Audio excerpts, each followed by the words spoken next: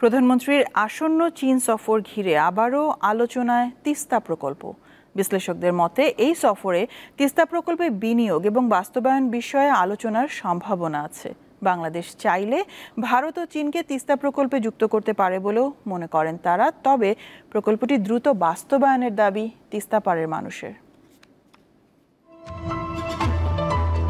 বাংলাদেশ ভারতের একটি আন্তঃসীমান্ত নদী তিস্তা। ভারতের সিকিম ও পশ্চিমবঙ্গ রাজ্য ও বাংলাদেশের মধ্য দিয়ে প্রবাহিত হয়েছে এই নদী। তিস্তা ঘিরে দেশের উত্তরাঞ্চলের অন্তত 5 জেলার মানুষের জীবন ও জীবিকা নির্ভর করে। খরা মৌসুমে পানি না পাওয়া এবং বর্ষা মৌসুমে অতিপ্রবাহের কারণে তিস্তা হয়ে ওঠে গলার কাঁটা।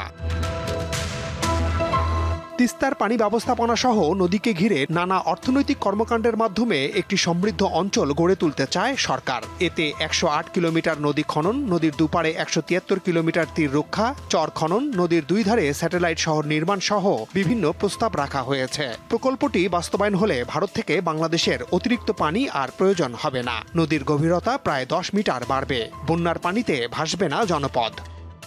এই তিস্তা নদীকে কেন্দ্র করে দুই পাড়ের কয়েক লাখ মানুষের জীবন ও জীবিকা নির্ভর করে। নদী বাঁচলে বাঁচবেন তারাও। তাই এই নদীকে ঘিরে সরকারের রয়েছে মহাপরিকল্পনা, যে পরিকল্পনায় সামিল হতে চায় চীন ও ভারতের মতো দুই পরাশক্তি। বিশ্লেষকদের মতে দুই দেশকে সাথে নিয়েই বাস্তবায়ন হতে পারে এই প্রকল্প। এই যে আমরা তিস্তা প্রকল্প করব বলছি, চীনের সাথে যোগাযোগ করছি, তার ফলে ভারত হঠাৎ করে আগ্রহী উঠেছে। এখন ভারতের উপর চাপ দেওয়া সহজ হয়েছে আমাদেরকে, তোমরা পানি ছাড়ো।